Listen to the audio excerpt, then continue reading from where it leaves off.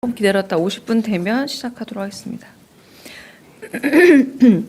핵심 규제 합리화 전략회의 관련해서 조금 모호해하셔서 예고성이라고 보시면 될 것 같습니다.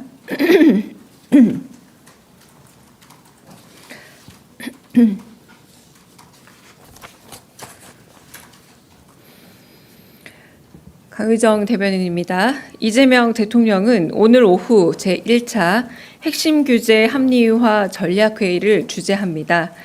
핵심 규제 합리화 전략회의는 새 정부 출범 후 신설된 민관합동 회의 플랫폼입니다.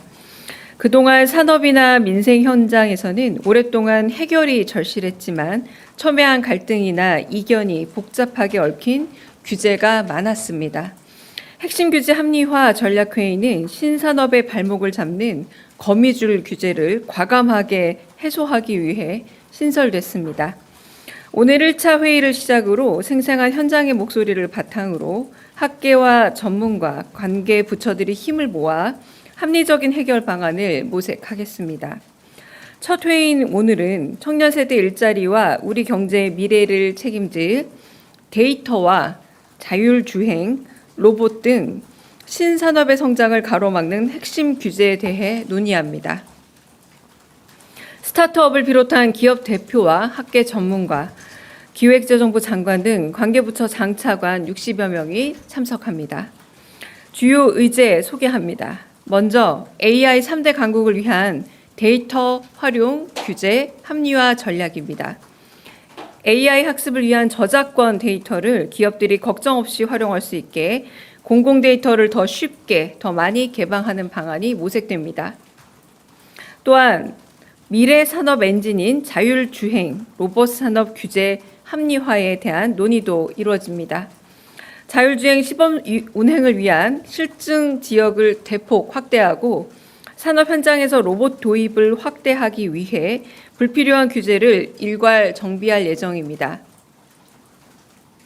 또한 경제 혁신을 위해 기업 성장을 촉진시키고 경제 형벌을 합리화하는 방안에도 머리를 맞대게 됩니다.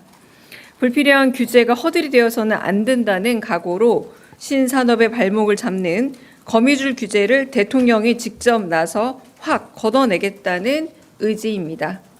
오늘 회의는 KTV 국민방송을 통해 생중계됩니다. 이상입니다. 네, 혹시 질문 있으면 현안 관련도 받고 가겠습니다. 네, 질문 있으실까요? 네. 네, MBC 김재경 기자입니다. 지난 주말도 그렇고 전국 법원장 회의 결과도 그렇고 조희대 대법원장의 법원의 날 기념식 발언도 그렇고요. 사실상 지금 대법관 증원이나 내란특별 재판부 설치를 사실상 반박했는데 그게 지난 취임 100일 기자회견에서 국민의 주권을 위임받은 선출 권력의 견제를 사법부도 받아야 한다는 취지로 대통령이 발언을 했잖아요. 그 발언과 상충되는 면이 있는데 이에 대한 대통령실의 입장이 있다면 궁금합니다.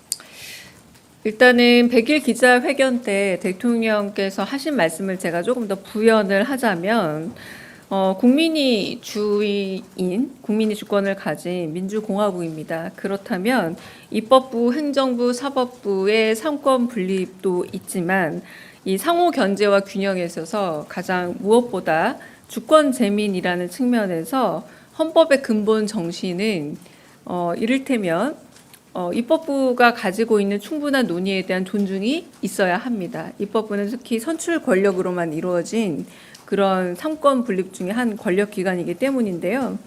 직접 주권을 위임받은 기관이 한편으로는 국회이고 또 선출된 행정부 수반인 대통령이기도 합니다. 그래서 국민 주권 의지를 좀 강하게 보여준다라고 할 수 있겠고 당연히 상권 분립이라는 것은 전제하고 있지만 그럼에도 불구하고 간접적인 임명권을 통해서 임명된 그 권한은 입법부의 논의를 충분히 지켜봐야 될 필요가 있다. 입법부가 가지고 있는 자정 능력과 내부적인 협의 능력에 대해서 의심부터 한다기보다 그걸 찬찬히 지켜보고 그 논의 과정에 대해서 수기할 필요가 있다라는 입장을 좀 말씀드리고요. 무엇보다 이제 내란 사태의 신속한 종속을 위해서 만약에 법률을 제정한다라거나 내지는 이외의 기구가 필요하다라고 할지언정 그건 역시도 아까 말씀드린 것처럼 국회가 숙고와 논의를 거쳐서 갈 부분이고 한편으로는 정부 역시 그 최종적인 결정에 대해서 존중을 할 수밖에 없다라는 부분을 다시 말씀을 좀 드립니다.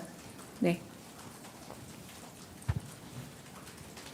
네, 저 TV조선 최민식입니다. 네. 어제 법사위원장께서 대법원장에 대한 공개 사퇴를 요구했는데 대통령실의 입장도 마찬가지인지 좀 궁금합니다. 네, 아직 저희가 특별한 입장이 있는 것은 아니지만 다시 한번 말씀을 드리자면 국회가 어떤 숙고와 논의를 통해서 헌법 정신과 국민의 뜻을 반영하고자 한다면 가장 우선시되는 그런 국민의 선출 권력이라고 할 수 있겠고요.